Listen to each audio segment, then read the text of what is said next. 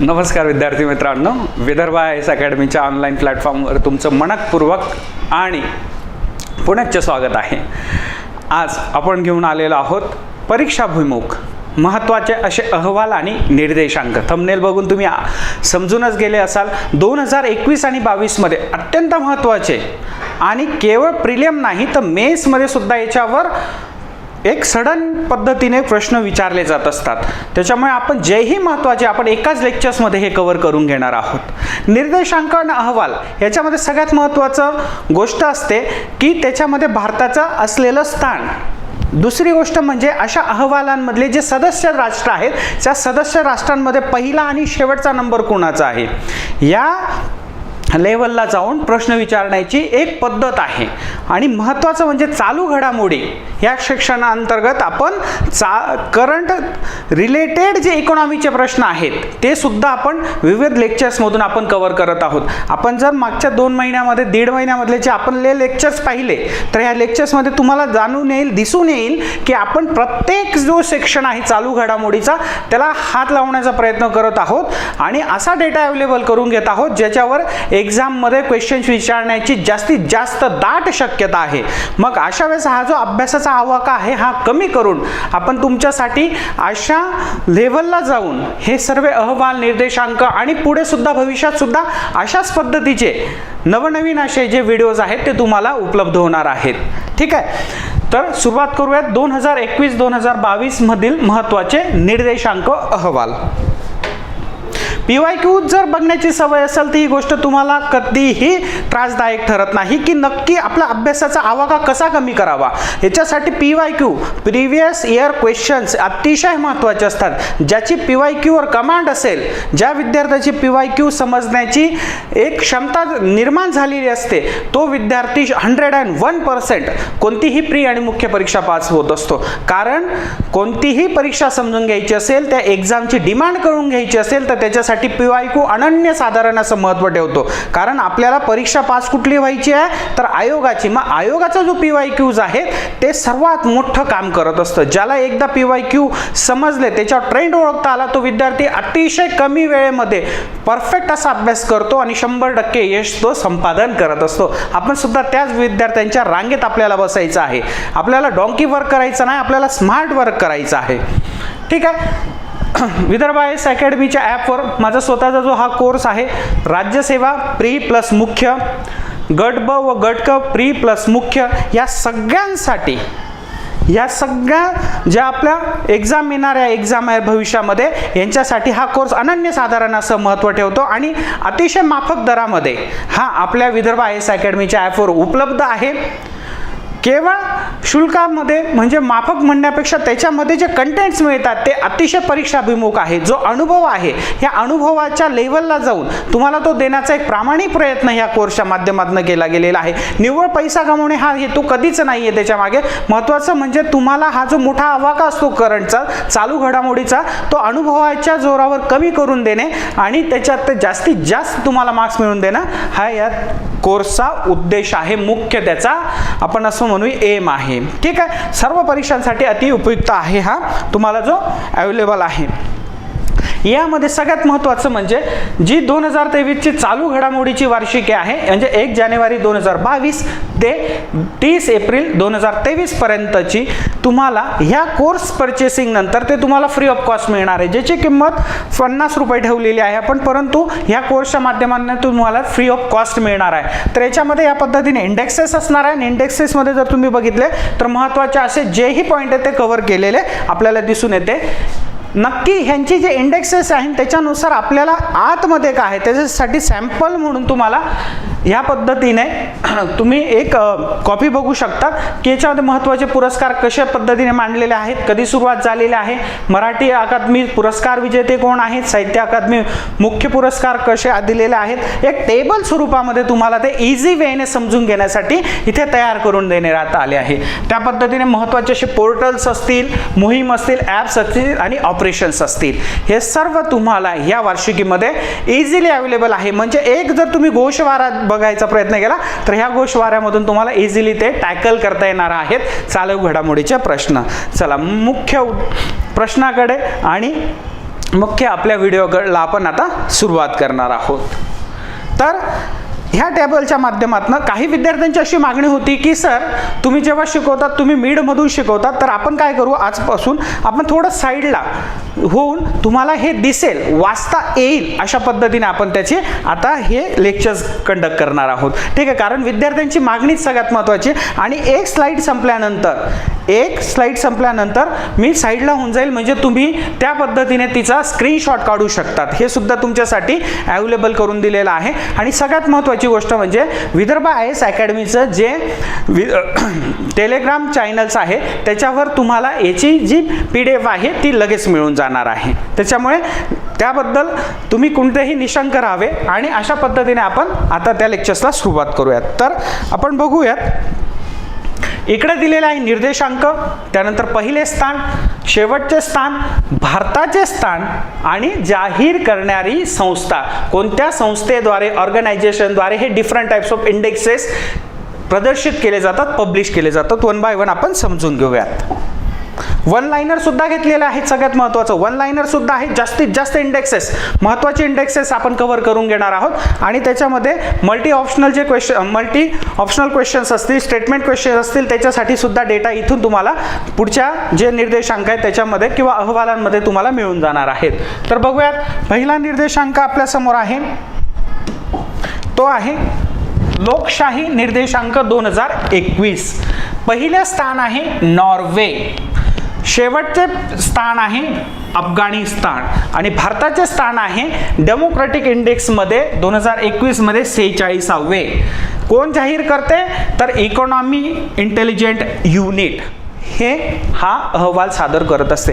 आता लोकशाही निर्देशांक, लोकशाही म्हटल्याबरोबर आपल्या समोर काय येतं, तर त्याचे आपण जर बघायला गेले तर त्याचे अंग म्हणजे कोणत्या अशा गोष्टी की त्याच्याने लोकशाही निर्देशांक काढला जातो. तर तुम्ही सिंपल शॉर्ट विचार करू शकता, एक लॉजिकली तुम्ही या गोष्टी जर बघितला तर लोकशाही निर्देशांक जर काढायचा असेल तर सगळ्यात महत्त्वाचं असतं की त्या देशामध्ये लोकांचे हक्क,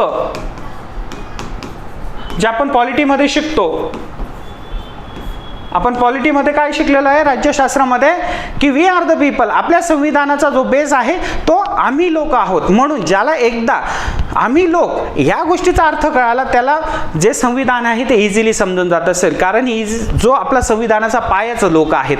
मग ज्या देशामध्ये लोकांचे हक्क हे अबाधित राहत असेल, त्याच्यावर होणारा अतिक्रमण, इन्व्हेन्शन म्हणतो आपण त्याला, तर हे जे काय आहे कमी होत असेल, अतिक्रमण कमी होत असेल, तर अशा ठिकाणी लोकशाही आपण म्हणू शकतो. लोकांचे स्वातंत्र्य, व्यक्ती स्वातंत्र्य असतात. नंतर स्वातंत्र्यामध्ये आपण बघू शकतो की आपले जे मूलभूत हक्क आहे, फंडामेंटल राईट्स, या फंडामेंटल राईट्सच्या माध्यमातून आपल्याला महत्त्वाचे असे स्वातंत्र्य दिलेले आहेत. त्याच्यामध्ये अभिव्यक्ती स्वातंत्र्य आहे, त्याच्यानंतर ते आपण असं म्हणू शकतो की भाषण स्वातंत्र्य आहे. असे महत्त्वाचे असे 6 स्वातंत्र्य आपल्याला मिळालेले आहेत. त्या पद्धतीने बघायला गेलं तर मग अशा वेळेस लोकशाही कशा पद्धतीने त्या देशामध्ये टिकून आहे, कारण आपल्याला माहिती आहे की पूर्ण जगामध्येच लोकशाही का नाही, काही देशांमध्ये हुकुमशाही सुद्धा आहे, परंतु ज्या ज्या देशांमध्ये लोकशाही आहे तर अशा लोकशाही देशांमध्ये असलेला निर्देशांक इथे काढला जातो. आणि नॉर्वे देशाने इथे पहिलं स्थान प्राप्त केलेलं आहे. त्यानंतर पुढचं जाऊयात. हे लक्षात ठेवा, महत्त्वाचं म्हणजे की इकॉनॉमी इंटेलिजंट युनिट हे सुद्धा पब्लिश करतं. हे सगळा डेटा खूप गरजेचा आहे, अतिशय महत्त्वाचा आहे. पुढचा आहे बौद्धिक संपदा निर्देशांक 2022. आता याच्याबद्दल थोडं इंटरेस्टिंग गोष्टी सांगतो मी तुम्हाला. आता बौद्धिक संपदा निर्देशांक 2022 याच्यामध्ये जर तुम्हाला गफलत करायची असेल आयोगाला तर काय करते मग आयोग, जपान देऊन देते असते. ठीक आहे, जपान, त्यानंतर अमेरिका आणि युरोपियन राज्य देऊन देते. लक्षात ठेवायचं की जपान हा जो देश होता हा बघायला गेलं तर असं म्हणू शकतो की मागच्या 3-4 वर्षापूर्वी या बौद्धिक संपदा निर्देशांकामध्ये नेहमीच प्रथम असायचा, परंतु आता त्याचं स्थान अमेरिकेने म्हणजे घेतलं असं म्हणू शकतो आपण. जपान या देशामध्ये याच्याबद्दल कथा अशा सांगितल्या जातात की पेटेंट, बौद्धिक संपदा जो आहे, इंटेलेक्च्युअल प्रॉपर्टी राईट्स ज्याला म्हणतात, तर हा जो आहे हा ग्लोबल इन्व्हेन्शन पॉलिसी सेंटर यांच्या माध्यमातून पब्लिश केला जातो. आणि असं म्हणतात किंवा असं सांगितलं जातं की जपानमध्ये हे जे पेटंट्स आहे, तुम्हाला कोणत्याही गोष्टीचा तुम्ही शोध लावला तर पेटंट तुमच्यासाठी घेणं गरजेचं असतं. तर हे पेटंटसाठी तिथे 6वी-7वीच्या वर्षापासून म्हणजे इयत्ता 6वी पासूनच जपानमधल्या मुलांना आज 10वी पर्यंत जर आपण आपल्या शैक्षणिक धोरणानुसार बघितलं तर त्यांना त्यांच्या दरवर्षी 3 पेटंट्स, मग ते कसाही छोटा का शोध लावे ना, ते पेटंट्स त्यांना त्यांच्या शाळेकडे रुजू करावे लागतात किंवा नोंदावे लागतात. एवढं जबरदस्त त्यांचं इनिशिएटिव्ह आहे की प्रत्येक विद्यार्थ्यामध्ये एक स्किलफुल विद्यार्थी असतो, त्याच्यामध्ये असलेली ही गोष्ट ओळखणे, त्याच्या अंगीभूत असले हे गुणांना वाव देणं, हे सर्व जे केलं जातं अशा पद्धतीने जपान या देशामध्ये केलं जातं. परंतु त्याचं स्थान आता कोणी मिळवलेलं आहे तर अमेरिकेने हे स्थान प्राप्त केलेलं आहे, लक्षात ठेवायचं आहे. आणि हे पहिलं स्थान अमेरिका, शेवटचे स्थान जे आहे ते व्हेनेझुएला ह्या देशाने पटकावलेलं आहे, की मग असं म्हणू शकतो की तळाशी जो देश आहे तो व्हेनेझुएला आहे. मग भारताचं स्थान काय आहे तर भारताचं स्थान आहे 43 क्रमांकाचं. भारताचं 43वा जे क्रमांक आहे, हळूहळू त्याच्यासाठी आपण बघत आहोत की सरकार सुद्धा याच्यासाठी काम करत आहे आणि नवीन स्किल इंडिया, नंतर आपण असं म्हणू शकतो की skillful India, make in India याच्या माध्यमातून आपण स्वयंभू बनण्याचा प्रयत्न करत आहोत. जास्तीत जास्त पेटंट तुम्ही निर्माण करता येईल आणि भविष्यातली जी पिढी आहे हिच्या माध्यमातून भारताला जागतिक लेव्हलला नेण्याचा हा प्रयत्न आहे. हे त्या इनिशिएटिव्हचं अतिशय महत्त्वाचं कार्य आहे. क्लिअर आहे. पुढचं बघूया. जागतिक वृत्तपत्र स्वातंत्र्य निर्देशांक 2022. पहिलं स्थान मिळवलेलं आहे नॉर्वे या देशाने आणि शेवटचं जे स्थान आहे ते उत्तर कोरियामध्ये.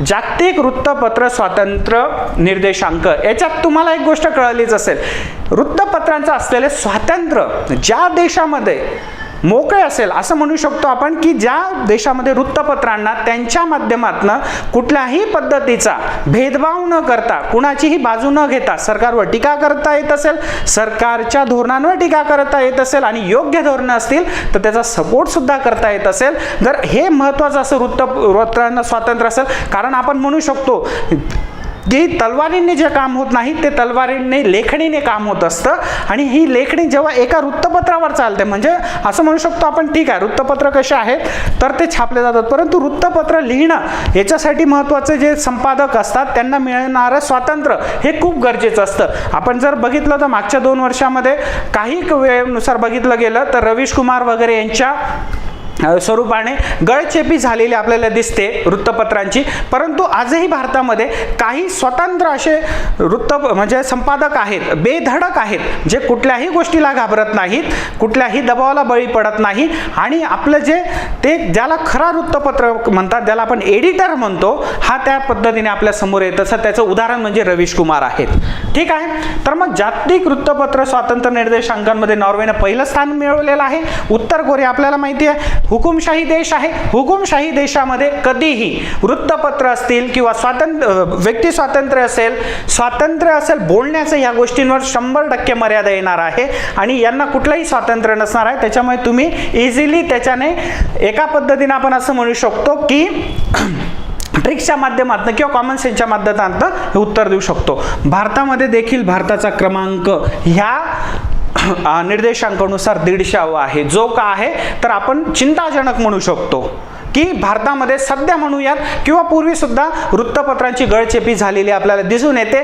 परंतु एका सदृढ समाज विकासासाठी ह्या अशा गोष्टी घडतात तेव्हा जो समाज असतो किंवा एखादा देश असतो याच्यासाठी ही धोक्याची घंटा आपण म्हणू शकतो. मग हे कोण पब्लिश करतं, कोणती संस्था पब्लिश करते तर रिपोर्ट विदाउट बॉर्डर ही संस्था जाहीर करणारी आहे. कोणता अहवाल रे? जागतिक वृत्तपत्र स्वातंत्र्य निर्देशांक 2022. पुढचा बघूयात महत्त्वाचा, जागतिक नाविन्यता निर्देशांक 2022. बघा इथे काय झालेलं आहे की इथे संयुक्तरित्या जर तुम्हाला स्वित्झर्लंड दिला तर यस बरोबर आहे, अमेरिकाही बरोबर आणि स्वीडन. काय आहे की हे तिघे जे देश आहेत यांनी संयुक्तरित्या, हे मला सांगायचं आहे की संयुक्तरित्या प्रथम स्थान त्यांना प्राप्त आहे. संयुक्तरित्या प्रथम स्थान. मग त्याच्यापैकी कोणतेही ऑप्शन्स दिलं ते योग्य ठरणार आहे. आणि शेवटचं जे स्थान आहे ते गिनी या देशाचं आहे. आणि त्यानंतर भारताचा जो क्रमांक आहे ह्या क्रमांक ह्या निर्देशांकानुसार 40वा आहे. आणि वर्ल्ड इंटेलेक्च्युअल प्रॉपर्टी ऑर्गनायझेशन ही संस्था हा अहवाल सादर करत असते. महत्त्वाचं आहे. याच्यामध्ये तुम्हाला सांगायचं आहे की जागतिक नाविन्यता निर्देशांक जो आहे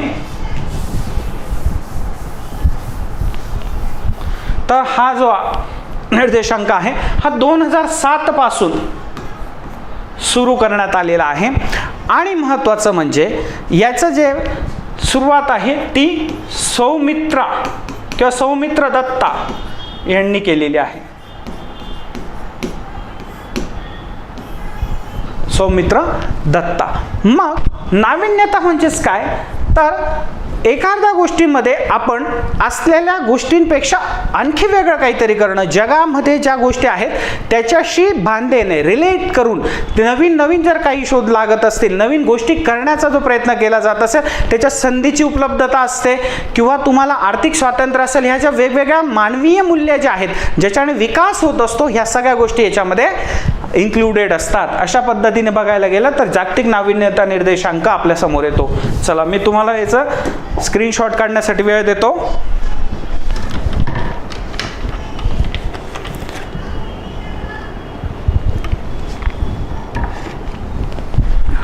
चला पुढे जाऊयात.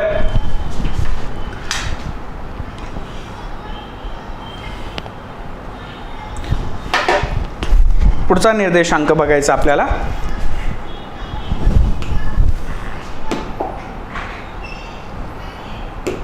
वन बाय वन बघायचं, स्क्रीनशॉट घ्यायचं, शांततेने बघायचं.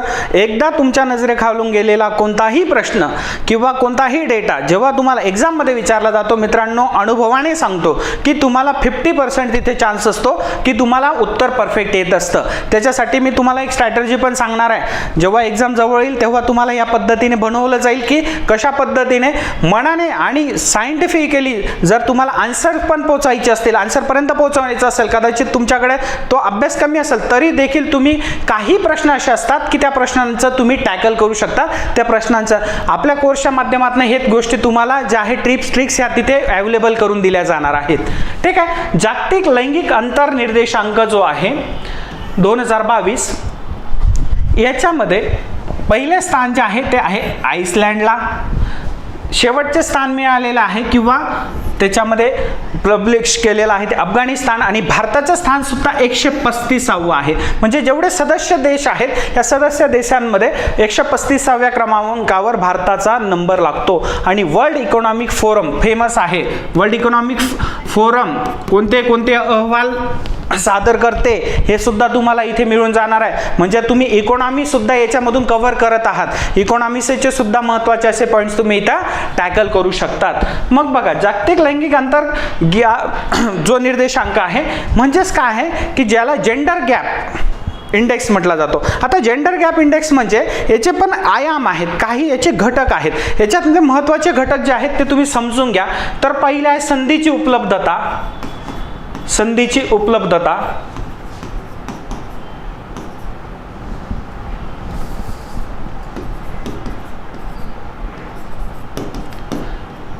त्यानंतर आर्थिक समानता, स्वातंत्र्य आणि जीवन दर्जा किंवा आयुमान दर्जा इतक्या महत्त्वाच्या ह्या गोष्टी किंवा घटकांचा समावेश या गोष्टीमध्ये होत असतो किंवा जागतिक लैंगिक अंतर निर्देशांक काढत असताना. म्हणजे हे सुद्धा तुम्ही समजून घेणं गरजेचं आहे की त्याच्यामधले महत्त्वाचे घटक कोणते आहेत. जर त्याच्यावर प्रश्न विचारला तो सुद्धा डेटा आपल्याकडनं कव्हर व्हायला पाहिजे. याच्यामध्ये आईसलँड जो आहे हा देशाने पहिलं स्थान मिळवलेलं आहे. भारतामध्ये महत्त्वाचं म्हणजे जरी भारताचा 135वा नंबर असेल परंतु बघायला गेलं तर भारतामध्ये आपण बघू शकतो की अजूनही पितृसत्ताक जी संस्था आहे या पितृसत्ताक संस्थेच्या माध्यमातून जी संधी स्त्रियांना उपलब्ध व्हायला पाहिजे ती होत नाही. म्हणजे याच्यात फक्त केवळ स्त्री आणि पुरुष हा लैंगिक अंतर नाही आहे, तर याच्यामध्ये असं म्हणू शकतो आपण की तुमच्या लैंगिक म्हणजे तुमच्या सेक्सवर कशा पद्धतीने तुम्हाला लिंगावर आधारित तुम्हाला कामाची उपलब्धता, आर्थिक तुमची समानता, स्वातंत्र्य, जीवन दर्जा प्राप्त होत असतो, या सगळ्या गोष्टींचा याच्यामध्ये इन्क्लुडेशन केलं जातं, समावेश केला जातो. आणि त्याच्याच पद्धतीने आपण बघायला गेलं तर आपल्याला कळतं की मग याच्यामध्ये आईसलँड का आहे पहिला असणार आहे. आणि सगळ्यात महत्त्वाचं म्हणजे अफगाणिस्तान. कॉमन सेन्सने तुम्ही याचं उत्तर देऊ शकतात. अफगाणिस्तान जगामध्ये स्त्रियांवर सर्वाधिक अत्याचार आणि स्त्रियांना आपण म्हणू शकतो की अफगाणिस्तानमध्ये तालिबान आहेत, त्यांचे जे शरीयत कायदे आहेत या कायद्यांनुसार जर आपण बघितलं तर तिथे स्त्रियांचे हक्क शून्याच्या बरोबर आहेत, शून्याच्या बरोबर. आता मला एक तुम्हाला उदाहरण सांगायचं वाटतं की जस्ट मी अभ्यास करत असताना एक गोष्ट माझ्या समोर आली की आता एक यूट्यूबला एका पाकिस्तानी मुलीचं नाचण्याचा जो हे दिसतो आपल्याला, म्हणजे एक व्हिडिओ व्हायरल झालेला आहे जुन्या गाण्यांवर, लता मंगेशकरांच्या कोणत्या तरी गाण्यावर, अतिशय तो काय आहे प्रसिद्ध असा झालाय. लग्नामध्ये ती मुलगी काय करते आहे तर एक पंजाबी ड्रेस घालून तो व्हिडिओ त्यांनी शूट केलेला आहे, तो जगभर प्रसिद्ध झालेला आहे. ठीक आहे, आज आपण 2022 किंवा 23 याच्यात आहोत. इथे या यूट्यूबच्या माध्यमातून ती जगप्रसिद्ध झाली. परंतु लक्षात ठेवा की अफगाणिस्तान आणि पाकिस्तानची बाउंड्री जी आहे तिथे खैबर पख्तूनख्वा म्हणून एक जे कबिलाई आहे, या कबिल्यामध्ये 2010 साली एक असा प्रसंग घडलेला आहे की त्या प्रसंगाला कुर्गोस्तान व्हिडिओ स्कॅम म्हणून प्रसिद्ध आहे. तर खुजोगोस्तान या ठिकाणी काय केलेलं आहे तर 4 मुली असतात आणि त्यांच्यासमोर 2 मुलं केवळ लग्नामध्ये एकत्र आलेले असताना ते मुलं नाचतायत आणि ह्या मुली टाळ्या वाजवत आहेत. ह्या मुली केवळ टाळ्या वाजवत आहेत. त्यांच्या 4 जे वय होतं, 4 वय म्हणजे असं म्हणू शकतो की आपण 16, 17, 18 आणि 18 वयाच्या आतच त्या मुली होत्या. आणि अतिशय शांत पद्धतीने तो कार्यक्रम चालू आहे. आणि हा कार्यक्रम चालू असताना ही जी शूटिंग आहे ही नंतर लीक झालेली आहे. तर लक्षात ठेवा की अफगाणिस्तान सारख्या देशामध्ये खैबर पख्तूनख्वा पाकिस्तानच्या म्हणजे जे आपण म्हणतो की स्त्रियांना कुठल्याही प्रकारचे अधिकार नाही आहेत, तर तिथे त्यांच्याच ह्या 4 मुलींच्या नावाने फतवा काढला गेला आणि यांच्या वडिलांनी आणि काकांनी ह्या 4 मुलींना त्रासदायकरित्या मृत्यू दिलेला आहे. आणि त्याच्यासाठी मोहम्मद फैजल म्हणून एक जो मुलगा होता तो त्या नाचणाऱ्यांमध्ये हा लढला. याच्यानंतर ह्या केसेस बंद करण्यात आल्या, त्या मुली जिवंत दाखवण्यात आल्या. परंतु त्यांना शेवटी न्याय मिळाला 2018 मध्ये. परंतु 2019 मध्ये इस्लामाबाद म्हणजे अबोटाबाद, जिथे आपण ओसामा बिन लादेनला म्हणतो, ह्या ओसामा बिन लादेनच्या गावाला तो राहत असताना जे तिथे त्याला संरक्षण दिलेलं होतं, परंतु त्याला काय केलेलं आहे तर त्याच लोकांनी, त्याच्याच कबिलाईच्या लोकांनी त्याला गोळ्या मारून त्याचं 2019ला हत्या केली. सांगण्याचा अर्थ काय आहे की हा जो जागतिक लैंगिक अंतर निर्देशांक आहे हा इतका भयंकर आहे की याच्यानुसार की तुम्हाला स्त्री आणि पुरुष यांच्यामध्येच किती पद्धतीने गॅप दिसतो हे त्याच्यासाठी तुम्हाला सांगणं होतं. ठीक आहे, पुढचा आहे प्रवास व पर्यटन विकास निर्देशांक 2021. हा प्रदर्शित कधी झालेला आहे तर हा 2022 मध्ये प्रदर्शित झालेला आहे जानेवारीमध्ये. परंतु तो कधी कशासाठी आहे तर तो आहे 2021 साठी. 2022 मध्ये तो प्रदर्शित झाला जानेवारी, एवढं लक्षात ठेवायचं.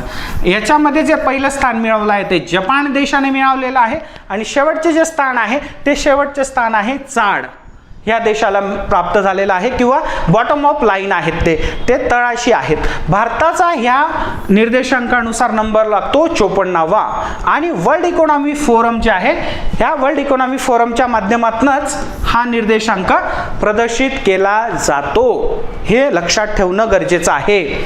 मग काय आहे रे प्रवास आणि पर्यटन विकास? आपल्याला माहिती आहे जिथे निसर्गाने सुंदरता बहाल केलेली आहे अशा ठिकाणी निसर्ग जेव्हा तुम्हाला भरभरून देतो. महाराष्ट्रामध्ये जर पश्चिम महाराष्ट्र बघितला आणि त्याच्यातला जर पश्चिम घाट बघितला तर निसर्गाने त्याच्या वरदहस्ताने तिथे आपण म्हणू शकतो गोष्टींची लयलूट केलेली दिसते. मग अशा वेळेस तिथे प्रचंड प्रमाणावर आपण कोकण जो किनारपट्टी म्हणतो पश्चिम घाटाचा भाग, इथे मोठ्या प्रमाणावर पर्यटन हे डेव्हलप झाले. आणि पर्यटन एकदा डेव्हलप झालं की त्या पद्धतीने रोजगार निर्मिती होते आणि रोजगार निर्मिती झाली की ऑटोमॅटिक पॉवर्टी कमी होत असते, जीवनमान दर्जा वाढत असतो. अशा जागतिक लेवलला जर आपण बघितलं तर जपान देशाने जगातल्या सर्वाधिक लोकांना आकर्षित केलेलं आहे ह्या टुरिझमच्या माध्यमातून, हे लक्षात ठेवणं गरजेचं आहे. त्यानंतरचा पुढचा आहे भ्रष्टाचार आकलन निर्देशांक 2021. डेन्मार्क ह्या देशाचा याच्यामध्ये प्रथम स्थान येतं आणि दक्षिण सुदान जो आहे, ह्या दक्षिण सुदानचा हा आहे तळाशी असलेला देश आहे. भारताचा देखील 85वा म्हणजे 85 नंबर का आहे तर याच्यामध्ये येत असतो. ट्रान्सपरन्सी इंटरनॅशनल या संस्थेमार्फत हा अहवाल प्रदर्शित केला जातो. आता भ्रष्टाचार आकलन निर्देशांक 2021 बद्दल तुम्हाला काही गोष्टी सांगतो की भ्रष्टाचार ही कधीही वृत्ती म्हणजे असं म्हणू शकत नाही भ्रष्टाचार तुम्ही 100% थांबवू शकत नाही, कारण ती वृत्ती आहे, प्रवृत्ती आहे. ज्या माणसाला वाटतं की मला कुणाच्याकडनंही मला हा काळा पैसा नको, माझा विनासायास मिळालेला पैसा असो नको, तो असा माणूस कधीही या भ्रष्टाचाराच्या पैशाला हात लावत नाही. परंतु ही झाली वृत्ती आणि एक प्रवृत्ती असते, तो माझ्यासाठी पैसा घेतोय, माझ्या समोर तो अशा पद्धतीने पैसा घेतोय, काळांतरानंतर तो देखील त्या गोष्टीमध्ये स्वतःला इन्क्लूड करून घेतो आणि तो सुद्धा अशा पद्धतीने काळा पैसा विना साहस विना कष्टाचा पैसा जेव्हा तो प्राप्त करतो याला प्रवृत्ती म्हटली जाते. म्हणून भ्रष्टाचाराला सुरुवातीला वृत्ती म्हटलं जातं आणि नसेल तुमच्यामध्ये वृत्ती तर तिला प्रवृत्ती म्हटलं जातं. हे भ्रष्टाचार आकलन, भ्रष्टाचार किती प्रमाणात आहे एखाद्या देशाच्या समाज व्यवस्थेमध्ये किंवा आपण असं म्हणू शकतो राजकीय व्यवस्थेमध्ये, आपण तर असं म्हणू शकतो की भ्रष्टाचार ही गोष्टच माणसाच्या म्हणूनच म्हटलं ती वृत्तीतच असते.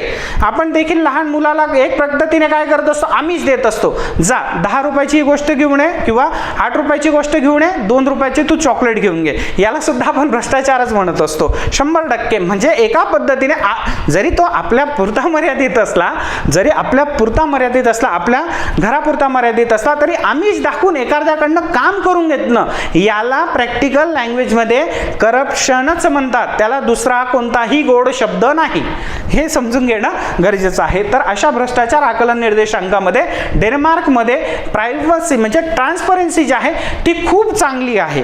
म्हणजे शून्य असं म्हणू शकत नाही, परंतु असं म्हणू शकतो आपण की इतर देशांच्या माध्यमात किंवा इतर देशांच्या लेवलला डेन्मार्कमध्ये भ्रष्टाचार हा जो आहे हा खूपच कमी आहे, नगण्य आहे. पुढचा आहे जागतिक पेन्शन निर्देशांक 2022.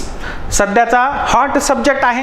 महाराष्ट्रामध्ये 17 लाख कर्मचारी, उद्याचे तुम्ही कर्मचारी होणार आहे, सरकारी गव्हर्नमेंट असणार आहात, तर गव्हर्नमेंट एम्प्लॉई असणार आहे, सरकारी नोकर बनणार आहे. तर आपण बघितलं मागच्या आठवडाभर ही पेन्शनसाठी, जुनी पेन्शन योजनेसाठी इथे मोठ्या प्रमाणावर संप केले गेले.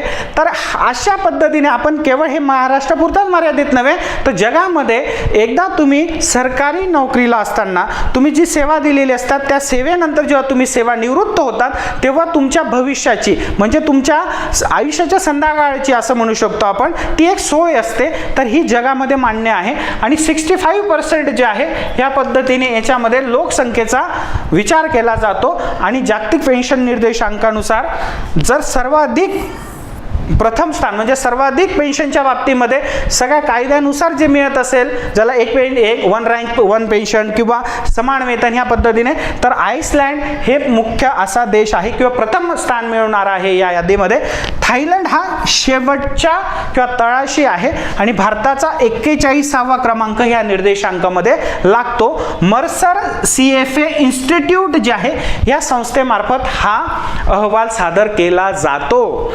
आणि महत्त्वाचं गोष्ट लक्षात ठेवा, आईसलँड जे आहे, आईसलँड हा छोटा देश आहे, म्हणून कधी कधी असं म्हणू शकतो आपण की काही जे निर्देशांक आहे ज्याची जस्टेबिलिटी, ज्याची आपण म्हणू शकतो की न्यायिकता ही चेक करण्याचं सगळ्यात महत्त्वाचं साधन म्हणजे तिथे लोकसंख्या कमी असायला पाहिजे. भारतासारख्या महाप्रचंड अशा लोकसंख्येच्या देशामध्ये सगळाच डाटा तुम्हाला ऑथेंटिक मिळणं हे थोडं जिकरीचं काम असतं.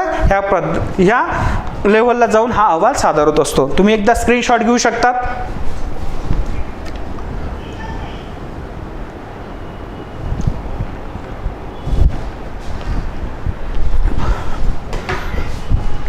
पुढे जाऊयात. पुढचा आहे जागतिक पर्यावरण कामगिरी निर्देशांक.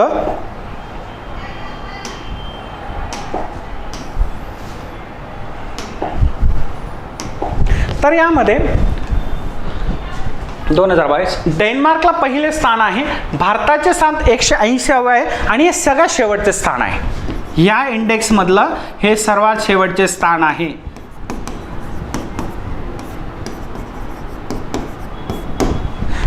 का असेल याच्या मागे रिझन आहे. या इंडेक्समध्ये काय करायचं आहे, जे जागतिक पर्यावरण आहे या जागतिक पर्यावरणामध्ये आपण असं म्हणू शकतो की कोणता देश हा जे ग्लोबल वॉर्मिंग आहे किंवा इतर जो पर्यावरणाचा ऱ्हास होतो त्याच्यात जास्त हातभार लावतो, तर याच्यामध्ये भारताचा पहिला स्थान लागतं. म्हणजे कुठे, म्हणजे ह्या इंडेक्सनुसार शेवटचं स्थान आहे, परंतु जास्तीत जास्त कार्बन डायऑक्साईडचं उत्सर्जन करणं हे त्याचं मागचं महत्त्वाचं रिझन आहे. म्हणून असं म्हणू शकतो आपण की जे शेवटचं स्थान कशामध्ये आहे, 180वं स्थान जे आहे ते लक्षातच ठेवायचं.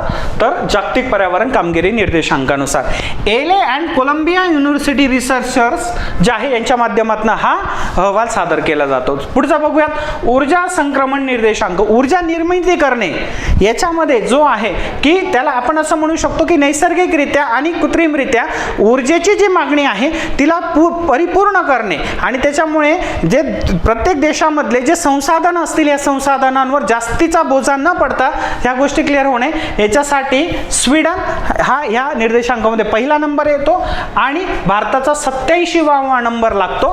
तर झिम्बाब्वे हा जो देश आहे, कधी काळी क्रिकेटमध्ये हे प्रसिद्ध असा हा देश होता, ह्या झिम्बाब्वे देशाचा या निर्देशांकामध्ये शेवटचा स्थान त्याचं किंवा तळाशी त्याचं स्थान आपल्याला असलेलं आढळून येतं. पुढचं बघूया, जागतिक स्पर्धात्मक निर्देशांक, ज्याला आपण म्हणू शकतो कॉम्पिटिटिव्ह किंवा असं म्हणू शकतो की जगामध्ये आता आपण बघितलं तर भारत असेल, चीन असेल, अमेरिका असेल, रशिया असेल, हे जे देश आहे एक पद्धतीने स्पर्धा करत असतात आणि ही जी स्पर्धा असते ही वेगवेगळ्या बाबतीत असते. त्याच्यामध्ये सगळ्यात महत्त्वाचे असते औद्योगिकरणाच्या बाबतीमध्ये. मग औद्योगिकरणाच्या बाबतीत जर आपण बघायला गेलं तर औद्योगिकरणाच्या माध्यमातून भरपूर असा विकास घडवला जातो, भांडवलशाही याचं ते पुरस्कृत केलं जातं.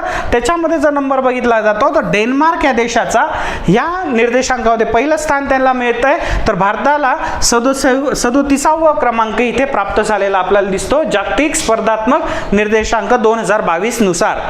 आणि institute of management development IMD जे आहे हे पण लक्षात ठेवा, institute for management development IMD ही संस्था हा अहवाल सादर करत असते. लास्ट जो आला आहे जागतिक दहशतवाद निर्देशांक. दहशतवाद म्हटल्या समोर आपल्या समोरच येतच 2022 मध्ये पहिलं स्थान, मानाचं स्थान म्हणू शकतो आपण, अफगाणिस्तानला प्राप्त झालेलं आहे.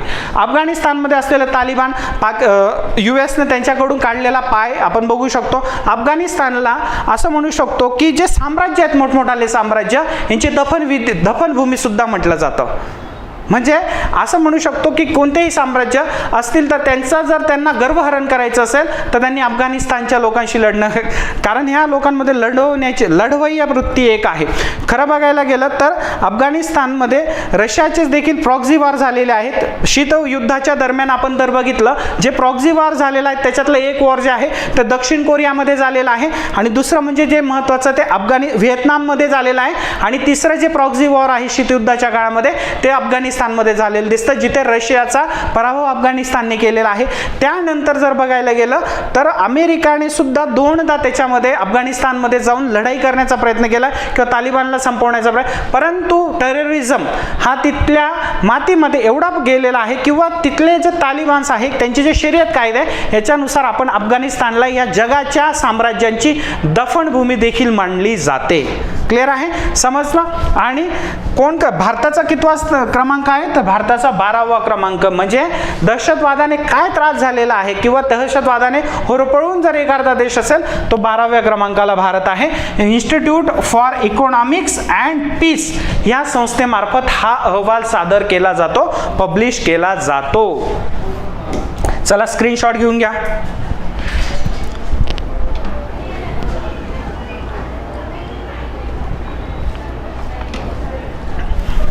घेतलं असेल. चला पुढे.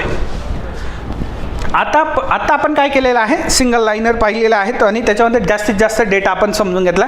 आता मल्टी स्टेटमेंट क्वेश्चन्स आले, राज्यसेवा असेल किंवा मुख्य परीक्षा असेल गट व गट कच्या किंवा प्रिलियमच्या असतील, तर आपण कशा पद्धतीने त्याच्यासाठी जो डेटा ऑथेंटिक डेटा आपल्याकडे पाहिजे तो आपण या माध्यमातून बघणार आहोत. चला बघूयात मग. पहिलं बघूयात मानव विकास निर्देशांक, ह्युमन डेव्हलपमेंट इंडेक्स, HDI ज्याला म्हटलं जातं तो. ह्युमन डेव्हलपमेंट इंडेक्स म्हणजे आपण तुम्ही बघा आता चालू घडामोडी याच्यामध्ये आपण कव्हर करणार आहोत. दुसरं म्हणजे इकॉनॉमी सुद्धा, हा सब्जेक्ट सुद्धा आपण इथे कव्हर अप करत आहोत. जाहीर करणारी संस्था कोणती आहे तर ती आहे युनायटेड नेशन्स डेव्हलपमेंट प्रोग्राम, संयुक्त राष्ट्र विकास कार्यक्रम. ही HDI जो आहे हा पब्लिश करत असते. आपल्याला 2021चा त्याचा डेटा बघायचा आहे. या अहवालाचे शीर्षक, कधी कधी शीर्षक विचारलं जाते, थीम विचारली जाते. महत्त्वाचे जे असे निर्देशांक आहे, जागतिक निर्देशांक आहे, त्याची थीम विचारली जाते. तर मग थीम लक्षात ठेवा, uncertain times, unsettled lives and shaping future in a transforming world. ही थीम 2021चा जो मानव विकास निर्देशांक आहे त्याची आपल्याला दिसून येते. थीम सुद्धा लक्षात ठेवण्याची गरजच आहे. जर आपल्याला या लेवलला जाऊन प्रश्न विचारत असतील, या माध्यमातून प्रश्न विचारत असतील, तर आपलं काम आहे की आपण सुद्धा एक PYQच्या माध्यमातून, म्हणून मी तुम्हाला पुन्हा सांगतो की PYQ का इतके महत्त्वाचे आहेत, कारण PYQच्या माध्यमातूनच तुम्ही एक्झामची डिमांड समजू शकते तुम्हाला, म्हणजे तुमचा अभ्यासाचा आवाका कमी होऊ शकतो. पुन्हा मी त्याच्यावर भर देतो आहे. 2021 मध्ये एकूण 191 देशांमध्ये भारत 132व्या क्रमांकावर आहे. म्हणजे हा जो निर्देशांक आहे 2021चा, त्याच्यामध्ये भारताचा क्रमांक 132वा आहे. त्यानंतर त्याच्याशी रिलेट डाटा, म्हणजे असं नाही की 2022-23ची एक्झाम येतात ते 2020-21चा प्रश्न विचारणार नाही, 22चे 100% प्रश्न विचारणार. कारण जर तुम्ही ट्रेंड ओळखला तर मागच्या 2 वर्षापर्यंतचा चालू घडामोडीचा अभ्यास करणे अत्यावश्यक ठरत असते.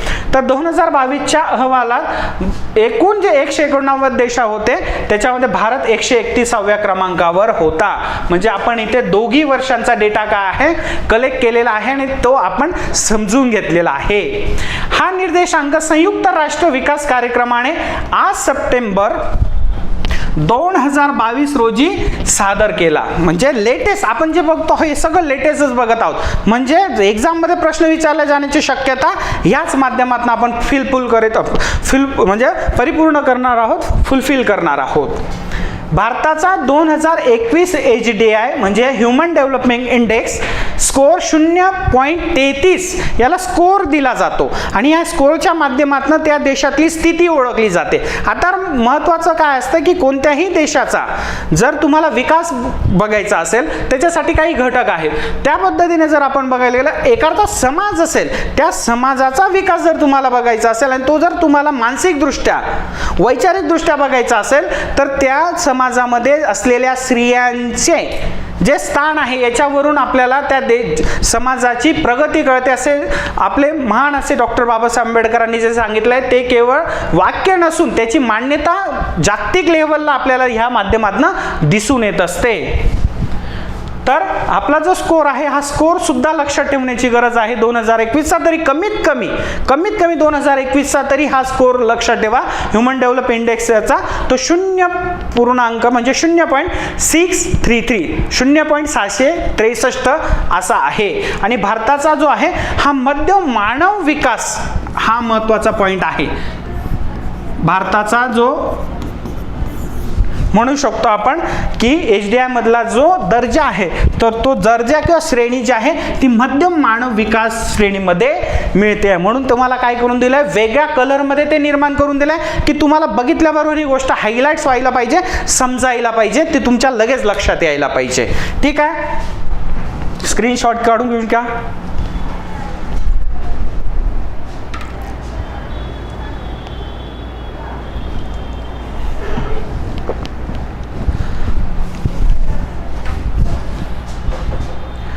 पुढचा आहे मानव विकास निर्देशांक 2021 जो आहे याच्याबद्दल आपण थोडं समजून घेऊ.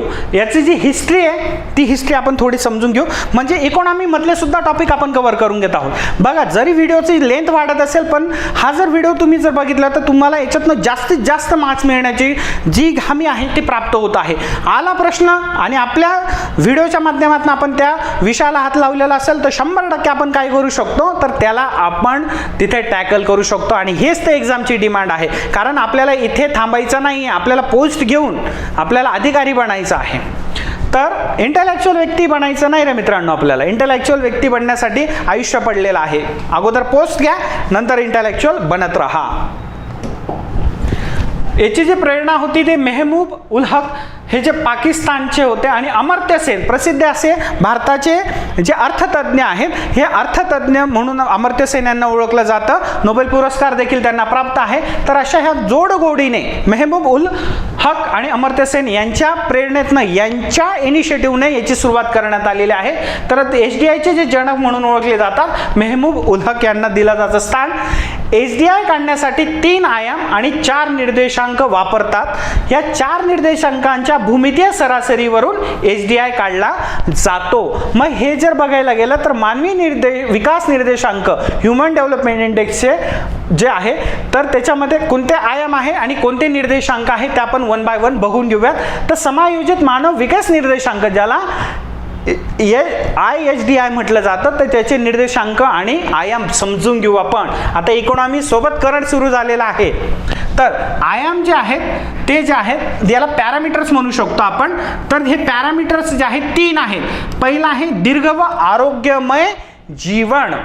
त्यानंतर दुसरा आहे ज्ञानाची सुगमता, म्हणजे कशा पद्धतीने ज्ञान प्राप्त होत आहे, कशा लेवलला जाऊन जे पूर्ण समाज आहे तो शिक्षित आहे. सुगमता म्हणजे इझी वेने तुम्हाला जर शिक्षण प्राप्त होत असेल तर त्याला ज्ञानाची सुगमता असं म्हटलं जातं. त्यानंतर तिसरं आहे महत्त्वाचं म्हणजे चांगले जीवनमान, उच्च दर्जा, जीवनाचा उच्च दर्जा म्हणजे तुमच्या प्रत्येक गोष्टीची ते आपण म्हणतो अन्न वस्त्र निवारा पूर्ण होत असतील आणि त्यानंतर तुम्हाला ज्या इतर गोष्टी असतात त्या गोष्टी सुद्धा तुम्हाला इझी वेने प्राप्त होत असतील, चांगल्या पद्धतीने प्राप्त होत असतील, तर या 3 आयाम त्याच्यामध्ये इन्क्लूड होतात. आणि याचे जे इंडिकेटर्स आहेत, निर्देशक आहेत ते 4 आहेत. त्याच्यामध्ये बघा जन्माच्या वेळेचे आयुर्मान, कारण जन्मदर हा महत्त्वाचा आहे, परंतु जन्म झाल्यानंतर तो बालक किंवा बालिका हे कशा पद्धतीचं जीवनमान जगतात, ते कशा लेवलला कुपोषणाला ते कशा पद्धतीने हरवतात किंवा टॅकल करतात, तर अशा वेळेस जन्माच्या वेळेचे आयुर्मान त्याच्यामध्ये कन्सिडर केलं जातं. सरासरी वर्ष आणि अपेक्षित वर्ष, म्हणजे आता तुम्ही याला रिलेट असं करा, मी तुम्हाला सोपी पद्धत सांगून देतो. ठीक आहे, हे महत्त्वाचे आयाम आहे. तर दीर्घ व आरोग्यमय जीवनामध्ये पहिला त्याचा इंडिकेटर्स आहे जन्माच्या वेळेचं आयुर्मान. त्यानंतर ज्ञानाची जी सुगमता आहे तर त्याच्यात 2 गोष्टी असतात. तर त्याच्यामध्ये पहिला आहे शालेय वर्ष, सरासरी शालेय वर्ष आणि अपेक्षित शालेय वर्ष. म्हणजे त्या व्यक्तीने ज्ञान प्राप्त करण्यासाठी किंवा आपण असं म्हणू शकतो की त्याने किती वर्ष शाळेत गेला, तो ॲव्हरेज किती वर्ष शाळेत गेला. आणि अपेक्षित शालेय वर्ष म्हणजे तो असं म्हणू शकतो आपण केवळ आपण आता असं म्हणतो की निव्वळ तुम्ही 10वी तरी पास असायला हवे असं आपण म्हणू शकतो, ज्याला अपेक्षित शालेय वर्ष म्हटलं जातात.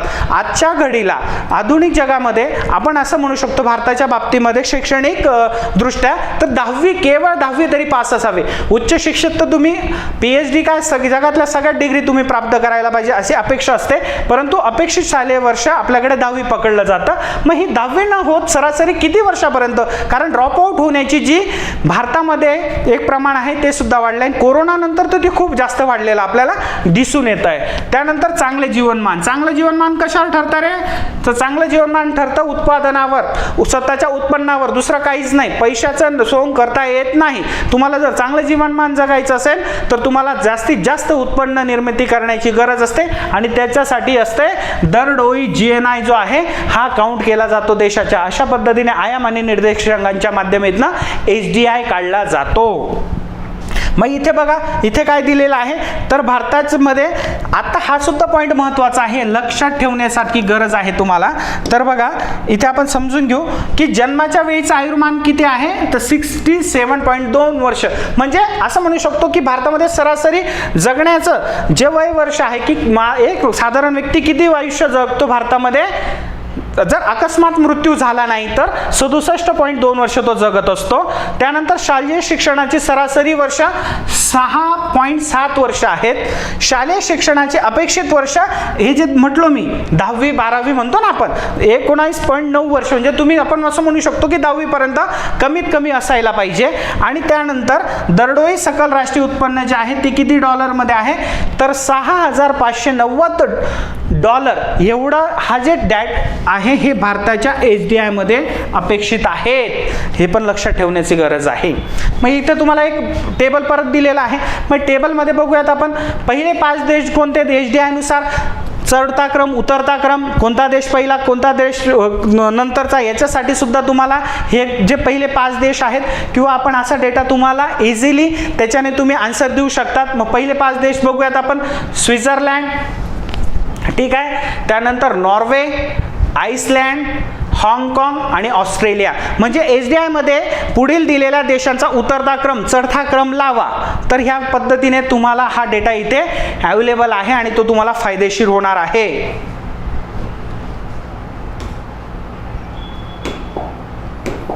पुढे बघूयात शेवटचे हे पहिले 5 देश. आता शेवटचे 5 देश, मग 191, 190, 189, 188 आणि 187 चढता क्रम उतरता क्रम साठी या गोष्टी तुम्हाला अतिशय गरजेच्या आहेत. मग 191 म्हणजे सर्वात शेवटचे जे स्थान आहे, तळाचं जे स्थान आहे ते दक्षिण सुदानचं आहे. त्यानंतर 190वे स्थान चाड ह्या देशाचं आहे. 189वे जे स्थान आहे ते नायजरचं आहे. 188वे स्थान मध्य आफ्रिकन देशाचं आहे आणि 187वे जे स्थान आहे बुरुंडी या देशाचं आपल्याला दिसून येतं. आणि भारताचे जे शेजारील देश आहेत त्याचा सुद्धा डेटा तुम्हाला इथे अवेलेबल करून दिलेला आहे. तर बघा श्रीलंका जो आहे तो 73व्या क्रमांकावर HDI मध्ये आहे. 79 नंबरला चीन आहे. 129 क्रमांकावर बांगलादेश असलेला आपल्याला दिसून येतोय. 127व्या क्रमांकावर भूतान देश दिसून येतोय आणि 161 क्रमांकावर पाकिस्तान हा भारताच्या शेजारील असलेला देश ज्याचा HDI या पद्धतीने दिला गेलेला आहे. असा हा पूर्ण कलेक्टिव्हली डाटा तुम्हाला एकाच PPT मध्ये पूर्ण इकॉनॉमीचं चॅप्टर आणि करंट हे सगळं तुम्हाला याच्यामध्ये कव्हर करून दिलेलं आहे. स्क्रीनशॉट घेऊ शकता तुम्ही.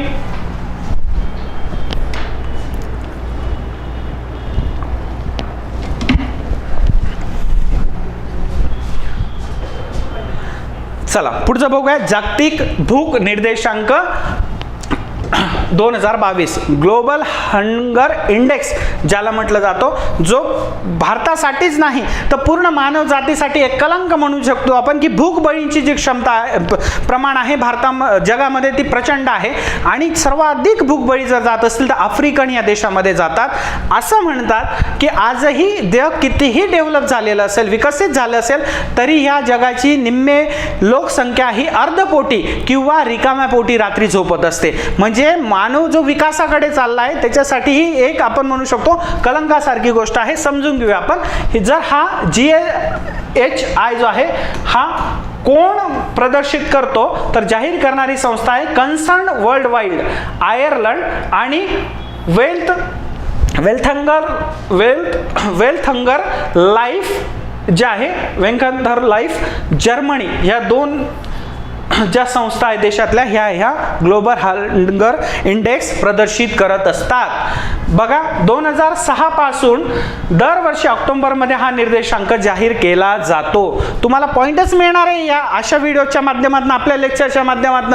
आपल्याला भारूड भरती नॉलेज घ्यायचंच नाही आहे. महत्त्वाचं म्हणजे एक्झाम ओरिएंटेड करायचं, एक्झाम पास व्हायची आहे, इंटेलेक्च्युअल व्हायचं नाही. त्याच्यामुळे महत्त्वाचे असे टॉपिक आपण इथं कव्हर करत आहोत. मेन टॉपिक मेन पॉईंटवरच आपण इथे करत आहोत. बाकीचे आपल्याला कुठल्याही पद्धतीने लिहून घेण्याची गरज नाही, कुठल्याही पद्धतीने भारूड भरती करण्याची आपल्याला आवश्यकता नाही. एक्झाम मध्ये जे विचारलं जातं त्याच्यावरच आपण बोट ठेवलेला आहे. या वर्षीची ह्या निर्देशांकांची ही 17वी आवृत्ती आहे. कसली रे? GHI ची. लक्षात ठेवायचं. हा निर्देशांक काढण्यासाठी 3 आयाम म्हणजे 3 पॅरामीटर्स आणि 4 निर्देशांकांचा वापर केला जातो. म्हणजे इंडिकेटर जे मी तुम्हाला म्हटलो इथे सुद्धा तसंच आणि HDI काढताना देखील त्याच पद्धतीने. कोणकोणते आहेत रे मग बघा बरं. तर ते जे 3 पॅरामीटर्स आहेत त्याच्यामध्ये अपुरा अन्न पुरवठा हा तर सगळ्यात महत्त्वाचा आहे. मग अपुरा अन्न पुरवठ्याचं जे इंडिकेटर्स आहे, इंडिकेटर्स 4 आहेत, आयाम 3 आहेत. That's called as a parameter आणि याला म्हटले जातात इंडिकेटर्स. अपुरा अन्न पुरवठा लोकसंख्येतील कुपोषण आपल्याला दर्शवित असतं. पुढचा जो आहे पॅरामीटर बाल कुपोषण, त्याच्यामध्ये बालकांमधील शुष्क कुपोषण आपण म्हणू शकतो की जे आदिवासी भाग असतात अशा आदिवासी भागांमध्ये ह्या बालकांमध्ये जास्तीत जास्त प्रमाण कुपोषणाचं दिसत असतं. त्यानंतर बालकांमधील खुरटे कुपोषण म्हणजे चाइल्ड स्टनिंग आणि चाइल्ड वास्टिंग किंवा वेस्टिंग हे त्याचे प्रकार आहेत बाल कुपोषणाचे. आपण जर बघू शकतो जर एखाद्या घरामध्ये मुलीला एखाद्या मुलापेक्षा कमी जे अन्न घटक असलेलं अन्न दिलं जातं, आजही दिलं जातं, असं नाही की भारत आणि त्याच्यातला ज्यात महाराष्ट्र पुरोगामी देश आहे तर दिलं जात नाही, तर अशा पद्धतीनेच दिले जात असते. त्याच्यामुळे हे जे आहे त्याचे महत्त्वाचे असे पॅरामीटर्सचे इंडिकेटर्स आहेत, लक्षातच ठेवायचं. Child stunning and child wasting. पुढचा आहे बालमृत्यू, तिसरा पॅरामीटर आहे बालमृत्यू आणि त्याचं इंडिकेटर आपल्याला दिसून येतं, ते दिसतं म्हणजे बालमृत्यू दर. बालमृत्यू दर हा एखाद्या देशामध्ये असलेल्या बालक आणि बालिका यांच्याबद्दल त्या देशातील सरकार कशा पद्धतीने काम करते आहे त्याचा एक निर्देशांक आपल्याला दिसून येतो, त्याच्याने आपल्याला ती माहिती प्राप्त होत असते. चला मग या अहवालातील निष्कर्ष काय ते वन बाय वन बघूयात आपण. मी वेळ देईल तुम्हाला स्क्रीनशॉट काढायला, पहिले तुम्ही माहिती समजून घ्या. 121 देशांमध्ये भारताचा 107वा क्रमांक आहे 2022च्या GHI नुसार. 2021च्या तुलनेत भारताची 6 स्थानांची घसरण झालेली आहे. म्हणजे खरं बघायला गेलं तर ही भारतासाठी एक शर्मेची बाब आहे की आपण ह्या पद्धतीने जो म्हणू शकतो की भूकबळींची जी संख्या आहे ती थांबवण्यासाठी आपण कमी पडत आहोत. आपल्याला ते दिसत नाही, आपण त्याच्यामध्ये त्या पद्धतीने प्रगती न करता आपली तिथे घसरण होते आहे. हा एक चिंतेचा बाब आणि एक चिंतेचा विषय आपल्यासाठी ठरू शकतो किंवा आपल्या देशावर हे असं म्हणू शकतो कलंका स्वरूपामध्ये ही गोष्ट घडत आहे. जो इंडेक्स आहे त्याचे निष्कर्षांमध्ये भारताचे गुण 29.1 असून भारताचा समावेश गंभीर सिरियस उपासमार असलेल्या देशांमध्ये आहे. असं म्हणू शकतो की भारताची पूर्ण इकॉनॉमी कशावर डेव्हलप आहे रे तर शेतीवर आहे.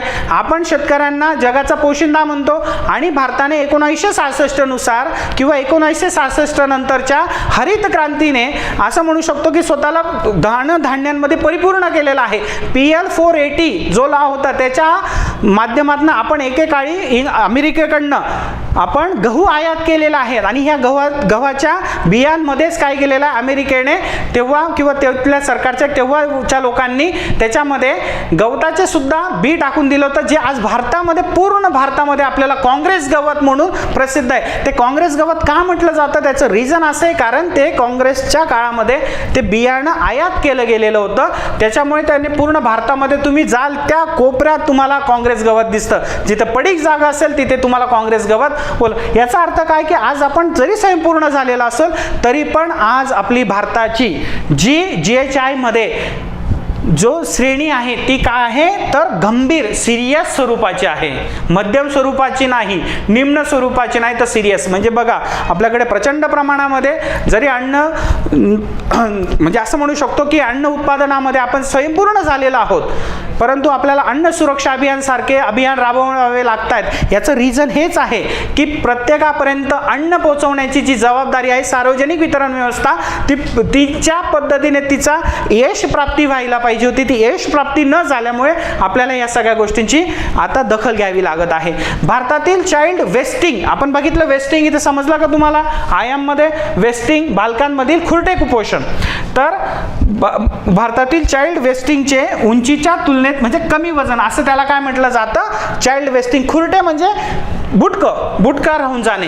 बघाल तुम्ही काही लोक असे असतात की बालक जे असतात त्यांचं वय वाढलेलं असं पण खुरटे, त्याला चाइल्ड वेस्टिंग म्हणतात. हे लक्षात ठेवा की उंचीच्या तुलनेत त्यांचं वजन कमी असतं. याचं प्रमाण 19.3% आपल्याला असलेलं दिसून येते या निर्देशांकामध्ये. त्यानंतर भारतातील 224.3 दशलक्ष लोक कुपोषित आहेत.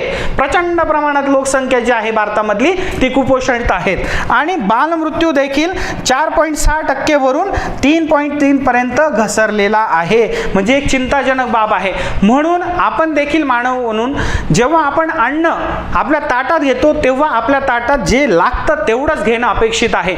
कदाचित आपल्याला वाटतं की माझ्या एकट्यांच्या उरवण्याने अन्न म्हणजे उष्ट अन्न टाकल्याने काय फरक पडणार आहे, पण एव्हरी थिंग इज काउंट, प्रत्येक कण हा काय केला जातो, काउंट केला जातो. निसर्ग ह्या गोष्टी काउंट करत असतो. त्याच्यामुळे आपण सुद्धा सुजाण नागरिक म्हणून कधीही अन्न वाया घालू नये. असं म्हटलं जातं की कदाचित तुमचं पोट ज्या माध्यमातून, ज्या लेवलने किंवा ज्या प्रमाणात अन्न खाल्ल्याने भरते, त्याच्यापेक्षा तुम्ही एक जपानीज म्हणीप्रमाणे तुम्ही नेहमी 80% पोट भरेल एवढंच अन्न ग्रहण केलं पाहिजे. याचा अर्थ काय आहे की तुम्ही कमीत कमी अन्न ग्रहण केलं पाहिजे आणि त्याच्याने तुम्हाला ऊर्जा देखील त्या पद्धतीची प्राप्त होत असते.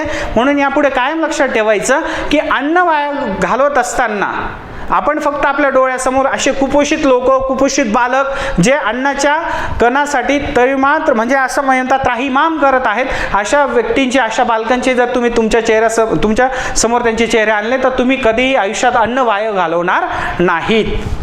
अशा पद्धतीने हा जो आहे हा महत्त्वाचा असा इंडेक्स आहे, तुम्ही स्क्रीनशॉट घेऊ शकतात.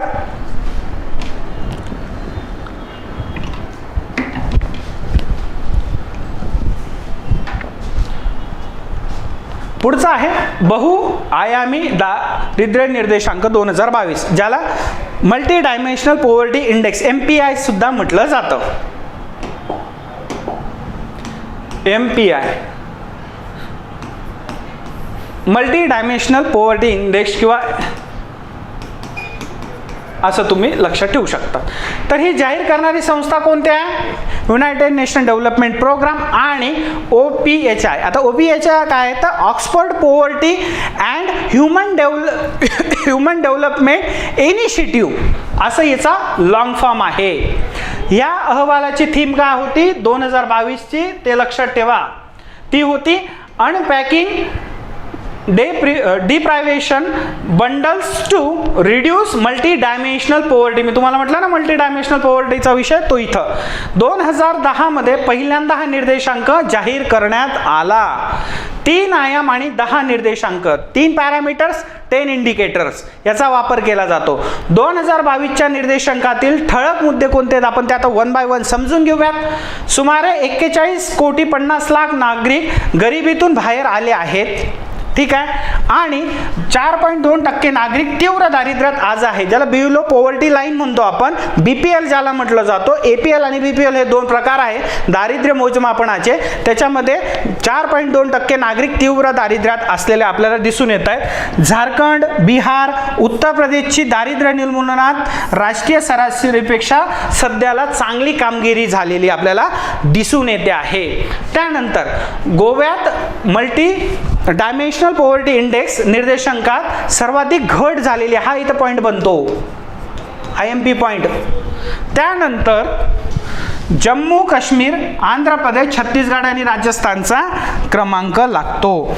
जगातील 111 विकसनशील देशातील, विकसनशील म्हटलेले आहे, विकसित नव्हे तर विकसनशील देशातील 1.2 म्हणजे 1.2 अब्ज लोक तीव्र बहुस्तरीय दारिद्र्यात असलेले आढळून आलेले आहेत. मल्टी डायमेन्शनल त्याचे मी तुम्हाला सांगतो ते कसे मल्टी डायमेन्शनल म्हणजे वेगवेगळ्या 3D मध्ये आपण जसं बघत असतो एका वस्तूचे वेगवेगळे रूप त्याचे पार्ट आपण असतो तसं ज्याला सुद्धा कन्सिडर केलं जातं, हे लक्षात ठेवा. ठीक आहे. त्यानंतर यापैकी जे आहे 1.2 अब्ज लोकांपैकी तर यापैकी निम्मी 18 वर्षाखालील मुले आहेत. म्हणजेच बाल आपण म्हणू शकतो की दारिद्र्य हे किती खोलवर पोहोचलेलं आहे जगाच्या हे आपल्याला दिसून येतं.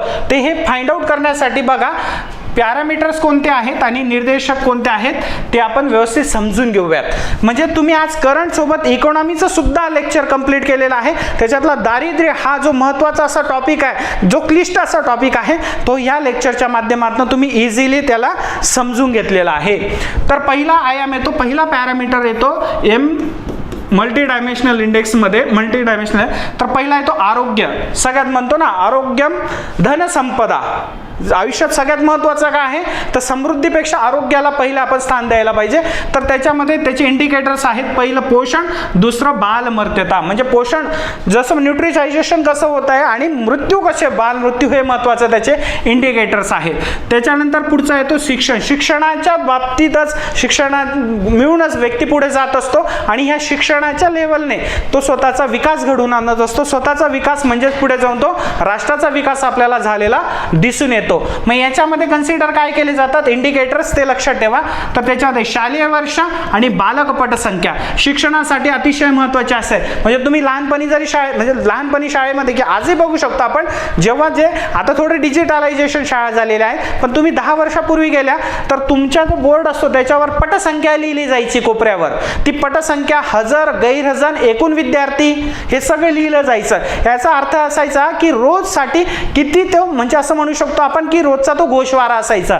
तर याच्याने कळतं की किती विद्यार्थी रेग्युलर शिक्षण घेत आहात, किती ड्रॉपआउट्स होत आहेत, पटावर किती आहेत, गैरहजर किती आहेत, हे सगळ्यांचं म्हणतो. म्हणून शालेय वर्ष आणि बालक पटसंख्या ही महत्त्वाचा असा इंडिकेटर्स आहेत MDI मधले. आणि लास्ट आहे जीवनमान. तिसरं जे पॅरामीटर्स आहे जीवनमान, त्याच्यामध्ये जे महत्त्वाच्या अशा जगण्यासाठी ज्या महत्त्वाच्या गोष्टी आहेत, छोट्या मोठमोठ्या गोष्टी, महत्त्वपूर्ण गोष्टी, त्यांचा समावेश इंडिकेटर्स मध्ये होतो.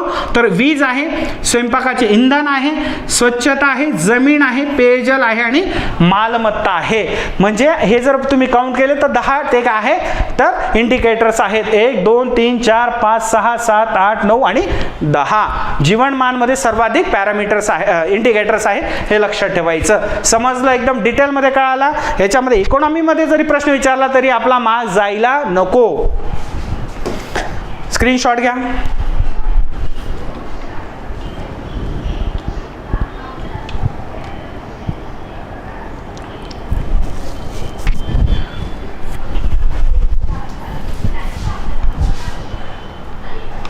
चला पुढचा आहे ग्लोबल इन्व्हेन्शन इंडेक्स 2022.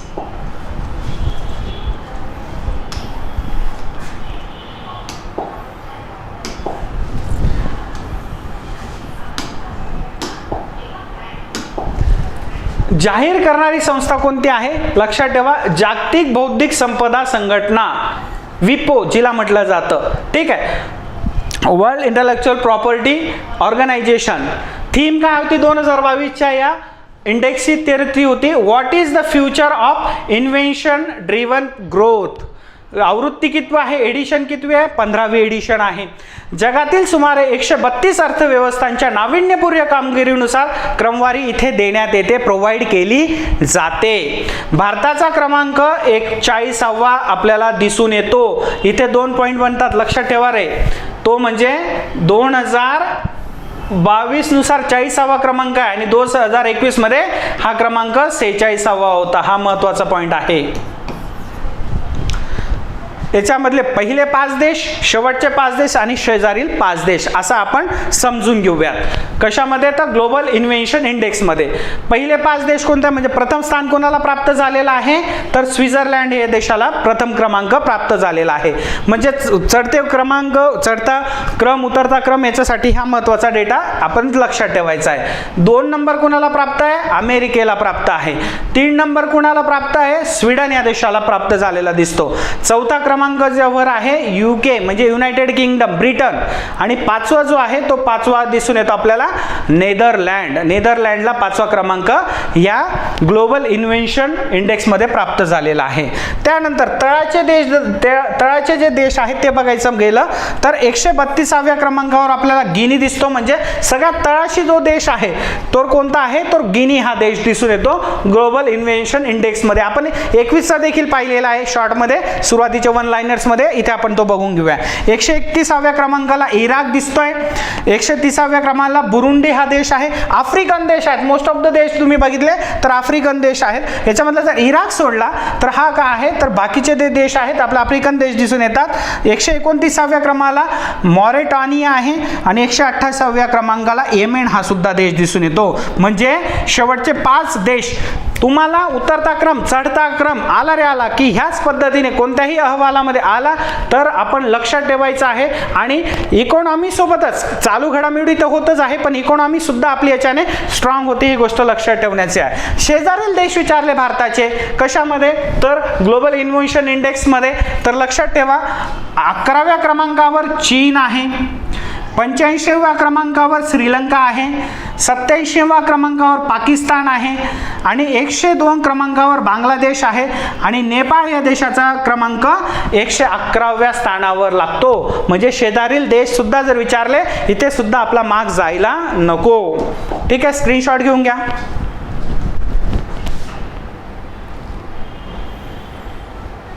चला पुढे जाऊया. पुढचा आहे जागतिक आनंदी अहवाल किंवा जागतिक आनंद अहवाल 2023. आत्ता झाला, आपण 22चा पाहिलेलाच आहे. आपण 2023चा आता लेटेस्ट आहे तो सुद्धा त्याच्यामध्ये इन्क्लूड केला, बघून घेऊयात.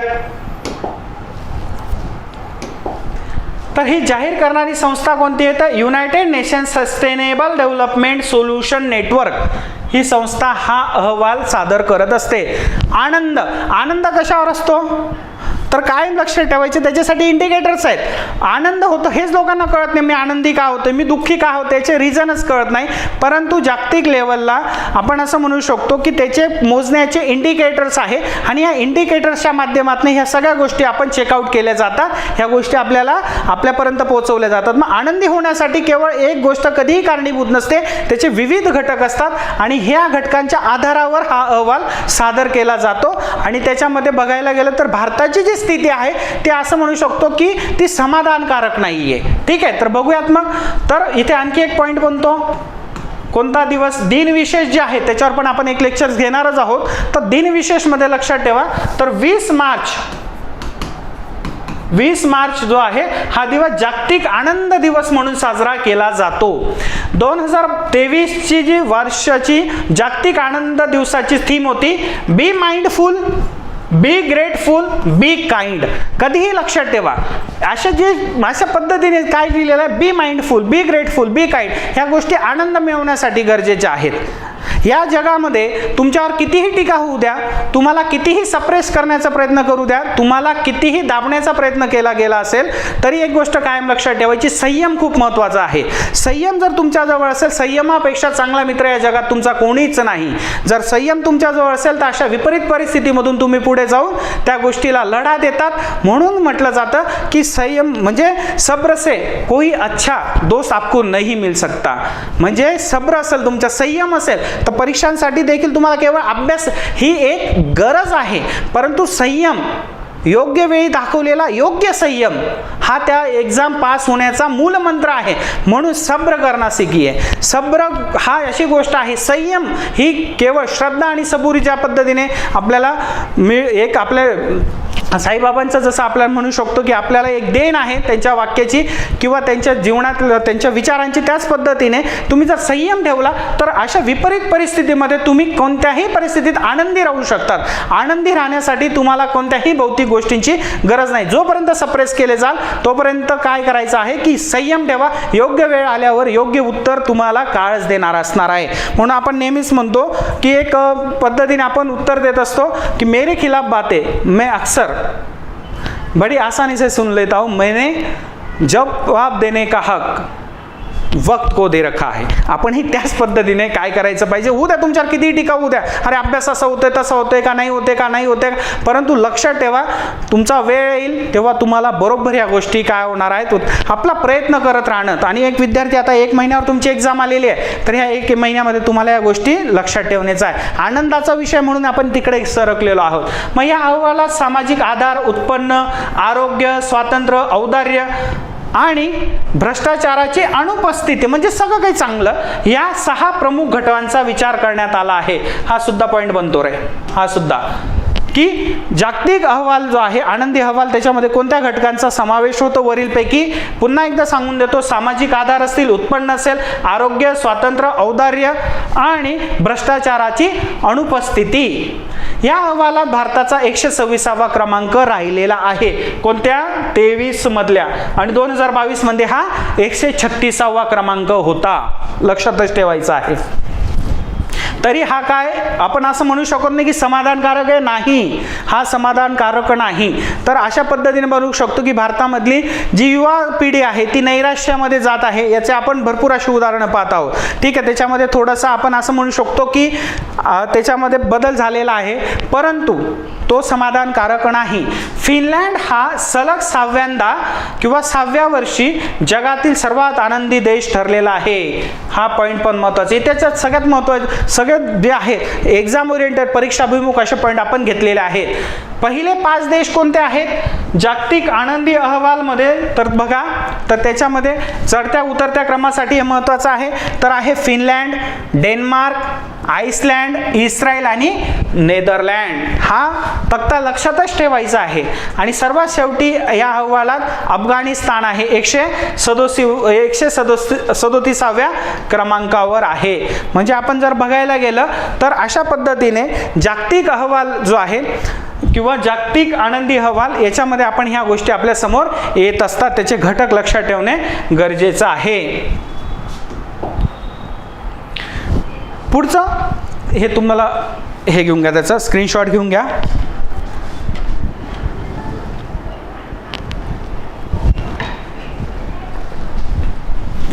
चला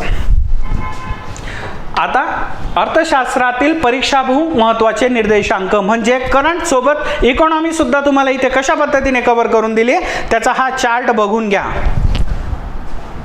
या चार्टमध्ये तुम्हाला दिसेल पहिलं म्हणजे मानव विकास निर्देशांक ह्युमन डेव्हलपमेंट इंडेक्स सुरुवात कधी झालेली आहे आणि आयाम आणि निर्देशक किती आहे म्हणजे पॅरामीटर्स आणि इंडिकेटर्स डिटेलमध्ये आपण बघितलेले आहे, परंतु एक टेबल स्वरूपात तुम्हाला एका झलकमध्ये ते समजायला पाहिजे म्हणून. तर मानव विकास निर्देशांक HDI मध्ये सुरुवात 1990ला झालेली आहे. 3 आयाम आहेत, निर्देशांक 4 आहेत. असमानता मानव विकास निर्देशांक HIHDI जे आहे 2010ला सुरुवात झालेली आहे. 3 आयाम आहेत, 4 निर्देशक आहेत. जेंडर असमानता निर्देशांक ज्याला म्हणतो आपण तो GII, तर 2010 पासून सुरुवात आहे. 3 आयाम आहेत, 5 निर्देशक आहेत. बहुआयामी दारिद्र्य निर्देशांक MPI ज्याला म्हटलं जातं 2010 मध्ये त्याची सुरुवात आहे. 3 आयाम आहेत, 10 इंडिकेटर्स आहेत, निर्देशक आहेत. त्यानंतर जेंडर विकास निर्देशांक GDI आहे, त्याची सुरुवात 2014 पासून आहे. आयाम 6 आहेत आणि निर्देशक 8 आपल्याला दिसून येतात. हे सुद्धा म्हणजे तुम्ही एक ओव्हरव्ह्यू म्हणून इकॉनॉमीसाठी अशी आकडेवारी लक्षात ठेवण्याची काही गरज नाही, परंतु महत्त्वाचे आहेत की त्याच्यामध्ये असलेले इंडिकेटर्स तेवढे तुम्ही लक्षात ठेवले तरी महत्त्वाचे आहेत. आणि लास्ट बट नॉट लिस्ट जागतिक उपासमार निर्देशांक 2006 पासून त्याची सुरुवात झालेली आहे. 3 आयाम आहेत आणि 4 पॅरामीटर्स आहेत. अशा 3 पॅरामीटर्स म्हणजे आयाम आहेत आणि 4 इंडिकेटर्स म्हणजे निर्देशक आहेत. बघून घ्या, एकाच टेबलमध्ये तुम्हाला या गोष्टी समजून जातील इझी वेने. स्क्रीनशॉट घेऊन घ्या.